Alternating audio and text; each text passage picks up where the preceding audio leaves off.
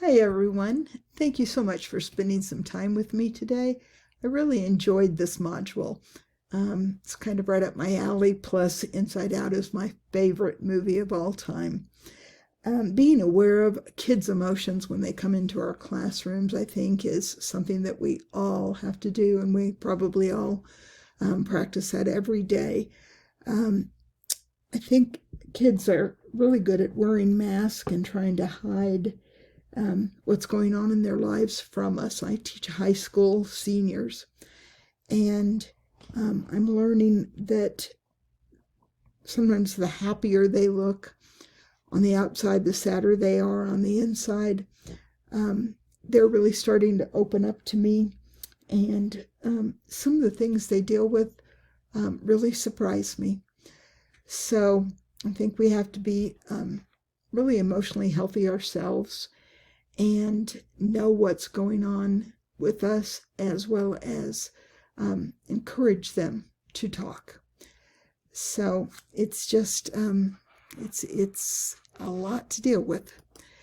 Um, I just had to laugh when I saw that slide. I'm going to kind of approach my presentation as if I were teaching high school and middle schoolers as well. I taught those children last year.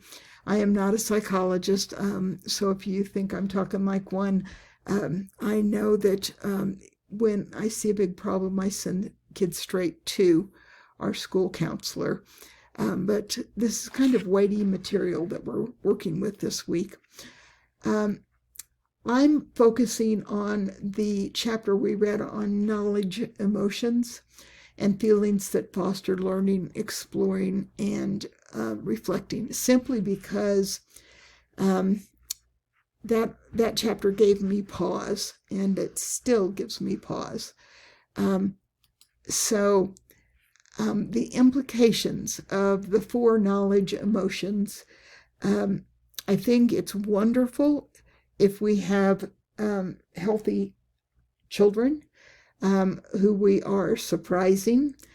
But I think if we have children who are in a situation that Riley was in, I think we can kind of tip them over the edge with big surprises because they already feel disoriented.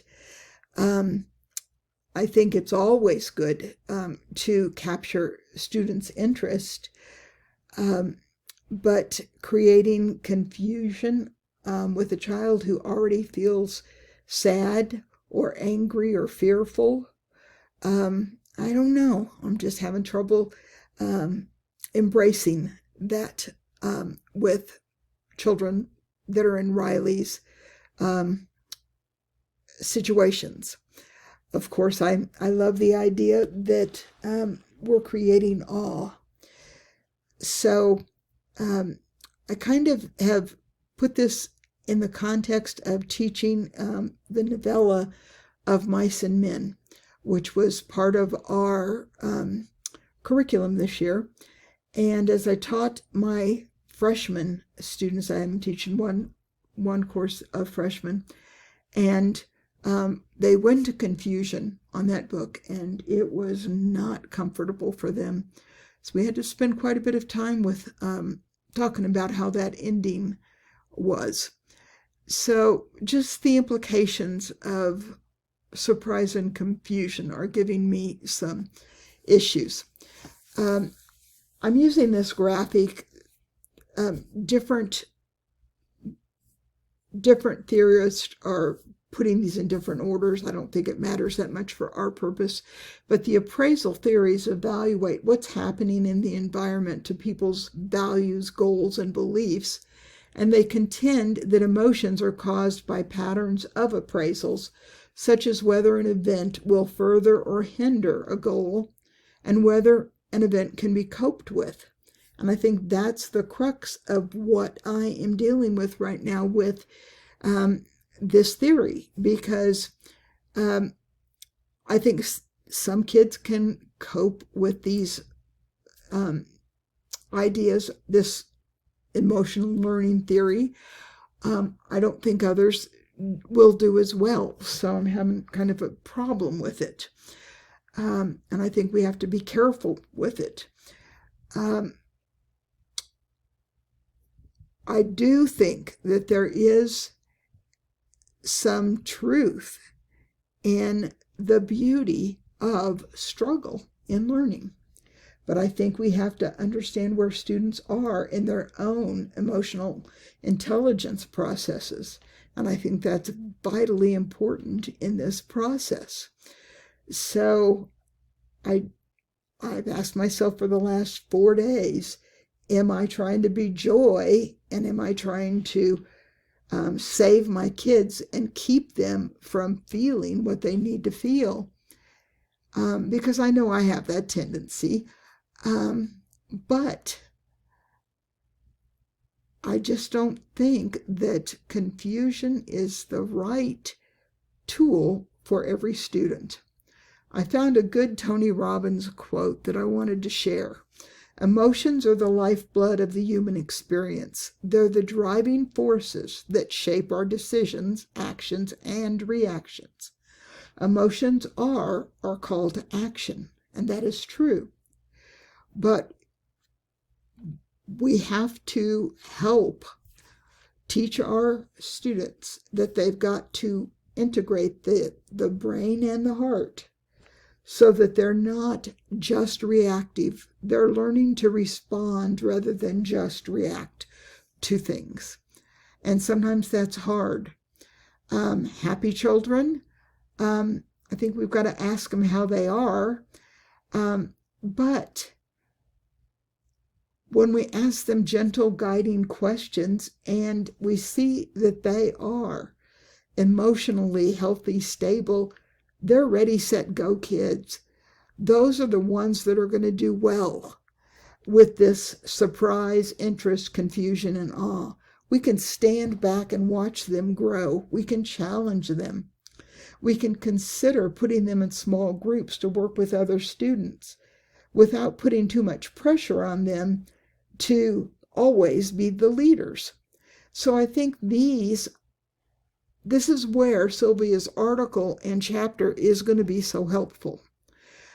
Now, the children who we just can't get an emotion out of, and it's not just that they're quiet personality-wise, I think it's more than them being reserved or stoic.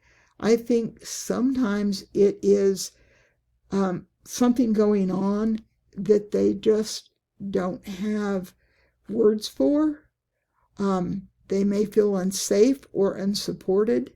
They may really have been told over and over not to talk, not to share. There may be things going on.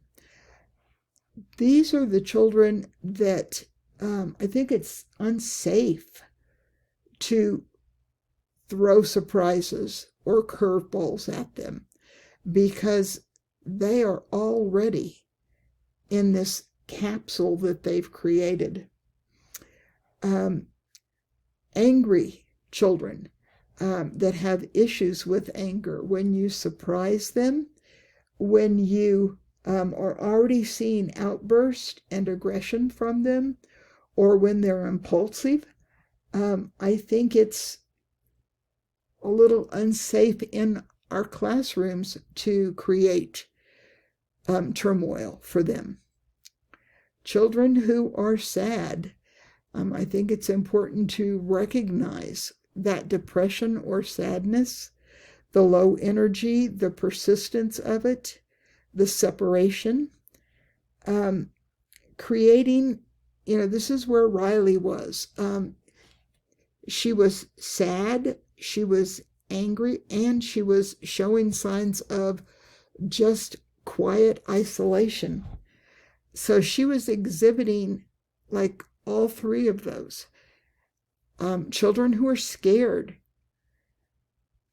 paying attention to their behavior and their verbal cues. Their emotional intelligence level, they are at a tipping point to where they feel unsafe. They need to see a counselor. So I think we can get unexpected results from all of these children when we use this emotional learning technique. And for that reason, I think we have to be careful and aware of what we're doing. I have this chart hanging up in my room. I use it when I'm teaching literature. It's Plutik's model of emotions, and he has 27 different interactive three-dimensional hybrid categories that kind of interlace and work together. And I think it's a very good representation of how complex emotions are. So we use it when we're doing a character study of our characters, but I think it also then helps students become more aware of their own emotions and the depths that they are feeling. It helps them learn about empathy, grief, sadness, apprehension that turns to fear, and then terror, because we don't use the word terror in our society. We don't use the word rage. They're not acceptable for us. But there are times when we feel those feelings. And so I want to make it acceptable for students to talk about that type of feeling. So anyway, I just, looking at that, it made me really want to bring this home to my students this week in a short story that we're reading, and say, where are you? When do you feel annoyed? When does that turn to anger? And have them do self-checks. Wouldn't it be great if learning was just a straight line and a straight arrow? But it's not. Life isn't. Life is messy, and that makes learning messy as well. Every one of these feelings inside out, those are our kids in our rooms. That grandparents' mass that we had week before last reminded me so much when I saw this screenshot of sadness. Crying helps me slow down and obsess over the weight of life's problems. Sometimes we think that it's only adults who feel that weight. No, our children feel them, and they don't have a way to find the answers.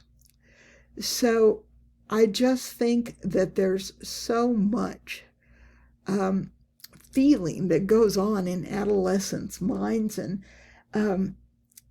I think we have to weigh that with this theory. One of the key themes in the film is the conflict and tension that was ever present between Joy and sadness, because Joy wanted to protect Riley from the feelings of sadness. But of course, she has to come to terms with the fact that that emotion is a part of life. And it had to be acknowledged. Riley would be denied a vital piece of her own existence if she wasn't allowed to feel sad.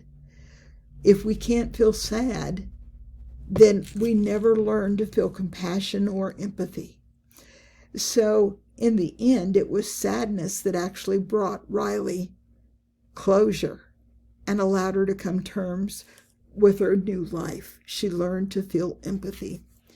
So I just think that there's a duality here between this emotion of learning and these four aspects, and helping our students continue their journey of emotional learning. This presentation, as mine are always long, I always have too much to say, but this was just such a beautifully full module that gave us so much to think about. Our coping potential, our students' coping potential, their belief about their ability to handle challenges is a huge piece. We want to take our students to the moon. We want them to have the best. So thank you so much for being with me. I hope that you enjoyed this. I hope there was something that you can take away from it. Have a good day.